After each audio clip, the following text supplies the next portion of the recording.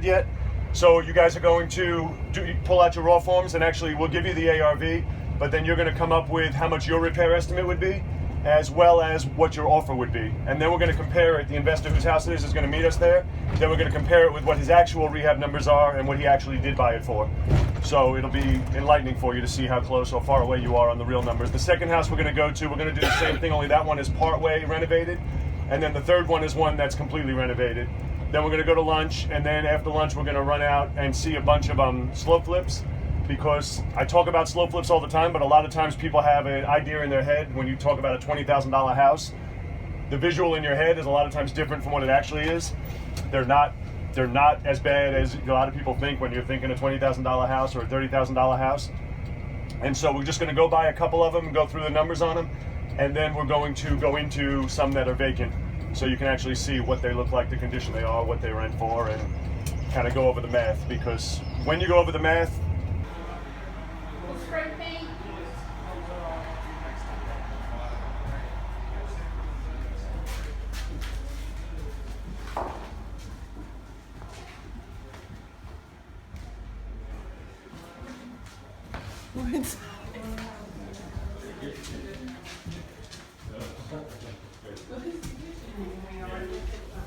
Yeah, I guess so.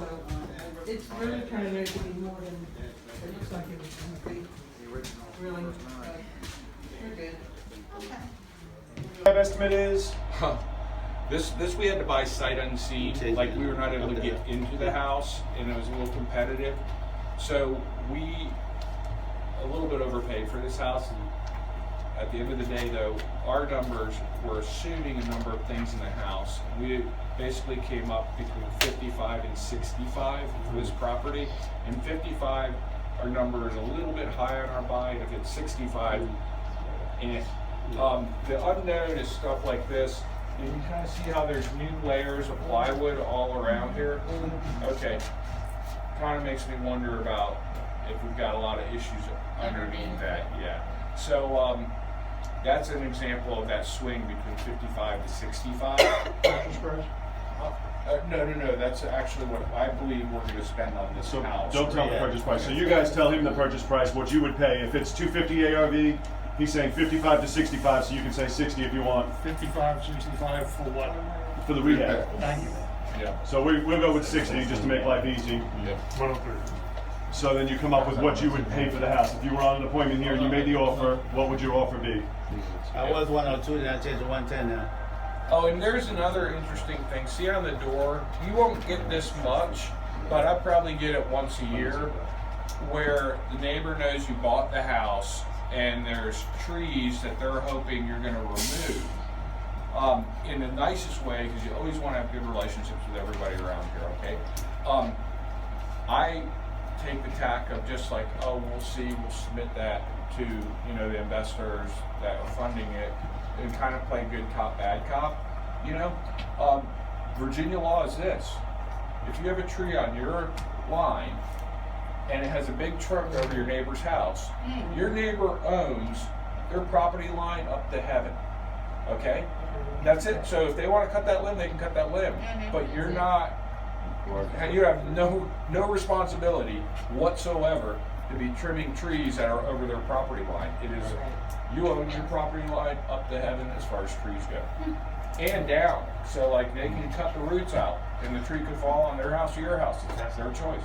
So, but that's an example of just, you occasionally get it and you just want to be nice. Good cop, bad cop, I love. I'm not the decision maker. I agree with you. They should actually renovate your house while they're doing this. They got enough money. Bring up the whole neighborhood. Right. I agree with you. So, I'll let you know and just keep blowing it off. So does anybody have an offer price? 1025. Same here. 125? 102? 145? Everybody's good. So what did you actually pay for the house? I know I told one or two people. I think somebody heard that. We should have paid less than we paid, okay? We paid $125 for the house. We really should have bought this closer to like 110 or less, but it was a competitive situation and we really wanted some inventory. And we knew even if we do it at 125, which we bought, and we spend 65 on the rehab, and we sell it at even 245 instead of 250, we're like, okay, it'll be 25 grand, and right now we need that inventory going through the pipeline, and we've got excess capacity on our credit line. So, and I don't like doing many of those deals where I know it's a rehab, kind of extensive, and we're only going to make 25. But sometimes, because we have an actual business, like if we don't, our expenses run between 30 and 50 a month in the business. Okay, so you can't. Sometimes we gotta bring in deals, but it's a very dangerous thing when you bring in deals like this. If you bring in a lot of them, because you start working for free, which is no fun. So do that. So some of you guys met Matt before on our last bus tour, those of you who've been around for a while, but for those who haven't, I want to tell you, well, I'm going to let him tell you a little bit about his business model. It's different than most rehabbers. Most rehabbers strictly buy from people like us and then they rehab. He has kind of a hybrid model. He doesn't, wholesale very little if he does, but he does do all of his own marketing and does do appointments like we do, but then he renovates them. So he generally does bigger spreads, less volume and bigger spreads on the deals than typical rehabbers, because typically rehabbers will just buy from wholesalers. But he actually does a full marketing campaign. So I'm going to let him tell you about his actual business model, because it's different than what you're going to see with most other investors you come in contact with, which is why it's harder to sell him houses. I sell him houses. No, seriously, I sell. All my friends are investors, and I sell to most of them. I very rarely, maybe once a year if I'm lucky, sell Matt anything, because he buys at the same numbers we buy, if not lower, and so it's harder for me to sell him anything. And I told you guys a story I'm going to tell you. He doesn't wholesale much, but I remember, I think I told you guys a story. Once he came over to my house and was sitting at the bar in my house, and he's telling me about a house he just got a contract on. And we were drinking, and he's telling me about this house, and I know the neighborhood, I know the house, I just did a deal in that neighborhood, and he stole it. He got, how much did you pay for that house? It was like... Which one, Red Dock? Or? No, the one in, right by our house, right off London Bridge. London Bridge. Lake Placid. Oh, yeah. So anyway, he bought it really cheap. He paid like 80 grand for it, and I just sold one. I think it was 75. Yeah, 75, and I just sold one, wholesaled it for like 160. And so we're drinking, and I said, so what's your plan? He's like, I'm going to rehab it. And I said, how much do you think you're going to make? I said, how much do you think you're going to make? He's like, I think I can make 80 grand. And I said, well, let me ask you a question. If I can get you 80 grand right now without having to rehab it, would you wholesale it? And he's like, yeah, if you can get the 80 grand, I don't have to do anything, I'll wholesale it.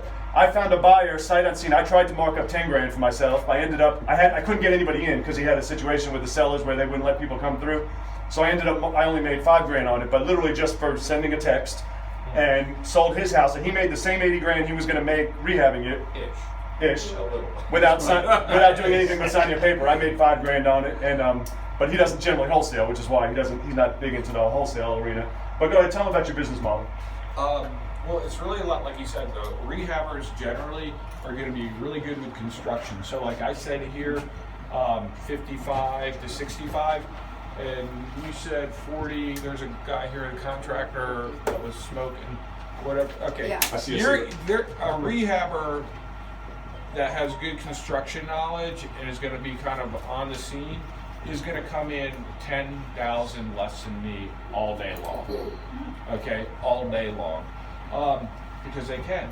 They're there doing that, and if they do 4 of them in a year, it's great. They make 30 on a house, 120, whatever it is, or 6, doesn't really matter. So, going to the business model, we have to buy lower because that's not my gift. I'm not good with construction in any way, shape, or form. I'm a fish out of water. I'm very good with numbers. I understand numbers. I understand marketing. I understand sales. And I understand money. And that's where most people can't do both. So that's my business model. Is really, it's a numbers, money business. I mean, we run our marketing. We get X number of leads. We track the conversion. Typically now it's 33 leads for a deal. Our average deal was $48,000 in gross profit when I ran it for the preceding 6 months, about 2 months ago. 48, no, excuse me, 38, not 48. 48 at one. But anyhow. How much do you spend a month in marketing? More than I wanted.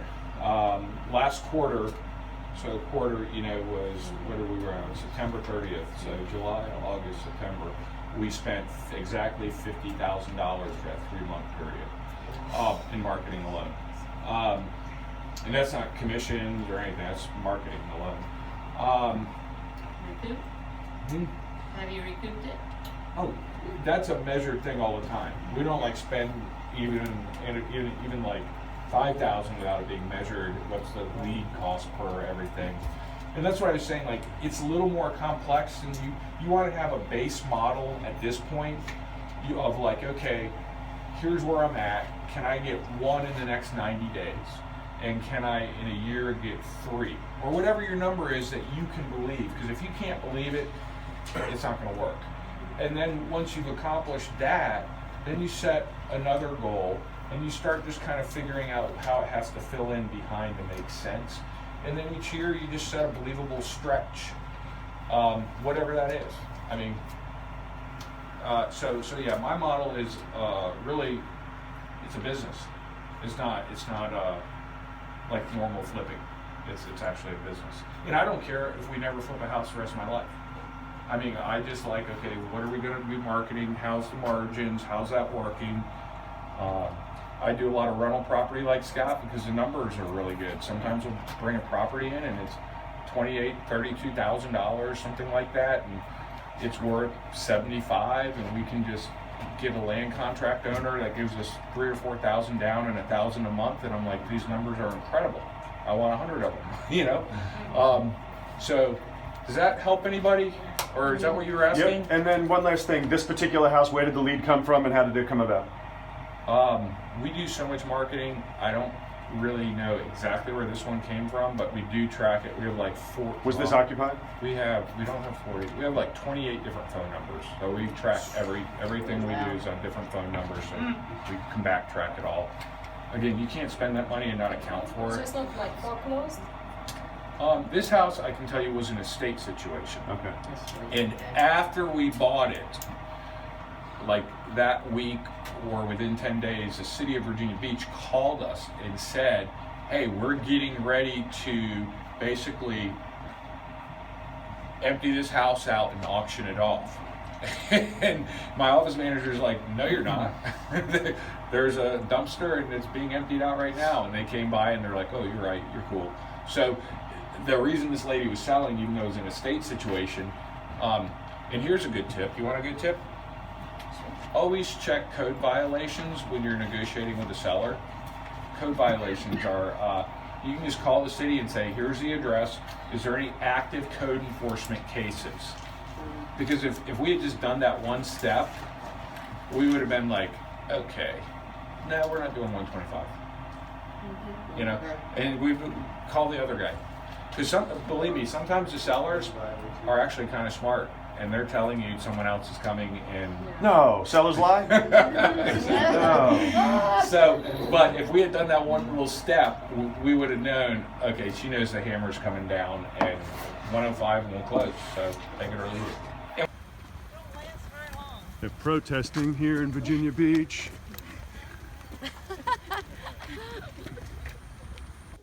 Ugly Rehab 8 to 12. Does that make sense? Yeah. 74,000. Let me resize this to make sure I give you the right numbers. We bought for 74,000. But here's something I want to show you. That when we're buying houses, pay closing costs, like no closing costs, So even though we bought it for 74, the day we closed, we had 77,483 in it. So $3,500 more dollars. And right this moment, as of yesterday, we have 112,210, which is about 35 grand between the renovation and the holding cost. Okay. And then the sales price, which it's sold at, is $190,700. Wow. So anyhow, it comes out to like, we're gonna end up with like 55 to maybe 58 at the end of the day. But it's a smaller project because. Yeah, it was this one wasn't a light hab, but it wasn't a rehab either because we didn't yank out the tubs. Okay. Put in new vanities. You can kind of look through and you can kind of see some of the things you can do to save money on tubs. If the fiberglass is in good shape, okay, there's a kit at Home Depot which is an epoxy spray paint, and it makes it new again. Relays it. But you got to get somebody who's going to watch the video on how to do that properly, because we have used that before, and however it was done improperly, and the buyers called us like a month later, and they're like, it's rubbed off. And you know, you don't want to do stuff like that. I mean, it's just wrong anyhow. You know what I mean? You don't want to stick somebody. And not only is it wrong, the best way to stay out of lawsuits is being a nice guy and doing the right thing anyhow. So that's my House right here on the right-hand side is the one with the brick bottom. I purchased this house in 2009 for $17,000. This house right here, and it's been occupied ever since. I think we're on our third tenant now since 2009. And so if you can quickly do the math in your head, mind you, we do no maintenance, do nothing. We don't get a call for a leaking toilet. We don't get a call for absolutely anything. Had it since 2009. I think we get $775 or $875 a month on a purchase that was only $17,000. Now I've driven by here one time, and this whole front of the house was all dug up when he had to replace all the plumbing. It had the galvanized pipes that they corrode and clog up, and he had to replace all the plumbing from the street to the house. And again, it was his expense. Nobody ever even called me. I just drove by and saw it being done, and I was impressed. But it's all their own expense. It's my house. The deed's still in my name, but I don't have to do anything at all with it. It's a land contract, a 30-year on a finance. So do you guys understand how this all works? I know we spoke about it before, but I wanted to actually show you some of the houses so that you get a different insight on it. You can go a little bit further up now. The yellow one right next to it. These ones I paid $22 for the white one and $25 for the yellow one. And it's the same thing. Like this one I just drove by the other day, and I saw they just installed this fence here in the front. All this, I mean, this is all stuff that they're doing. When I put these people in this house, all the windows were boarded up, and I do absolutely nothing to it. I do it just as it sits, and you just wait until you find a tradesman who want to make it their home. They do all the work, and they have the pride of ownership, and then all you are is a bank, which is what you want to be. We just collect money just like a bank. $24,000, you get $875 a month. 5 years, if you do it on the way that I finance them, you make nothing for 5 years, but then it's pure money for the rest of your life. So that's kind of the plan with it. You can go a little bit further up through this stop sign. 33 Roanoke, same thing. I paid, I think, $25 for that. That one actually LT Kaplan financed for me, but he only financed it for 24 months. So I paid it off real quick. It made my payment a little high, but we ended, it was done with real quick. This, ironically, you see this addition in the back? A tenant put that on. When we had an eviction at one time, I actually had to go to my videotape from the last tenant, and I said, wait, this was a 2-bedroom, 1-bath when he moved in, and now it's a 3-bedroom, 2-bath. That's the same towel that you were. No, different house. Funny, Spider-Man, yeah, it might be the same towel, but it's a different house. So yeah, the tenant actually did that addition, put it on, added a bath and a room, and then left. And now as a new tenant, and I got to take it as a 3-2 now instead of a 2-1. But I've never done any work to any of these. I do them as is. You can continue on. Brown one and the blue one right across the street, which is the exact same thing. I think each of these I paid $30 for. 945 and 946. And this same thing, we've had the same tenants for years. They pay off the entire house. I couldn't even tell you what the inside looks like. I don't think I've seen the inside in 7 years or more.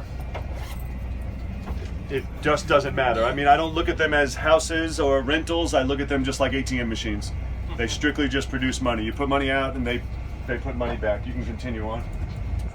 Which one is it this one right here? Yeah. Is this? Yeah, this house right here. Yep. Yep, this one right here we just recently purchased. On the right? Yep, on the right. Number 1617, you'll see the little white house with the black roof. So this one actually you guys saw in the seminar. I did a video in here. That's where you saw the Spider-Man on the sheets, if you remember. Well, this one we just recently put somebody into it, and they were actually he's there now working. When we went back to get the lockbox off, he completely gutted the kitchen, has all the materials in there. He's putting in granite countertops, new cabinets, new absolutely everything. And he's in the construction business, which most of our people are. And so I paid $20,000 for this house. I borrowed $30,000 like I always do. So I got $10,000 back at time of purchase. sold it for $89,000. He put $3,000 down, and he's completely renovating the house. So he's the one bringing it up to the $89,000 value, and then he'll in time pay it off. It's a fantastic program. So we got one more right up here that's actually vacant. So I'm gonna get out so you guys can get inside and actually see what they look like when they're empty. Paid $32 for it, but I bought that one from another wholesaler who actually, it was wholesaled like 4 times before it got to me, and they were paying 20 grand, and then somebody bumped it up to 22 and 24, and on the HUD when I saw it after I bought it, there was like 4 different people involved with it. Marked it up a little bit, but it was still a great deal for me, and you'll see the inside in a second. This one's vacant, so we can go in. This is a much smaller house than the other ones we went in, so we may not all fit in there. We're gonna have to suck it in a little bit. Where are you going in?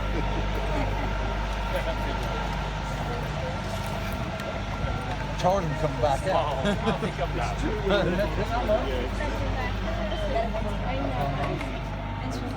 I love this. Oh, somebody's mail. That is some funky panel. Interesting though.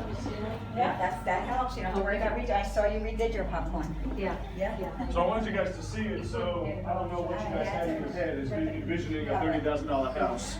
Some people picture 2 pieces of wood together, you know, and basically a tent. And you get, it's a brick, it's a decent house for 30 grand. Might be kind of tight on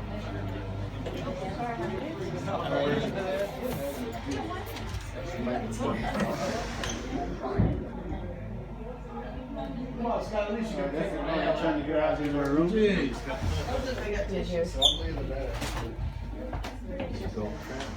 You got some doggies behind it. Make sure it's not so funky. So let me tell you this, and this is why it's good to know your market. So, like we were on 18th Street, and I have a bunch of houses on 18th Street. Well, 18th Street will curve, and it'll change names and then go to 16th Street, and then 18th Street picks up again on the other side. On that side, I won't buy, even on the same numbers, because that side is rough. Gotcha. But on this side of the curve, all of these streets, I have 17, 18, 19, 16, 15, all of these before the curve, I love it. Gotcha. Past the curve, I don't want them.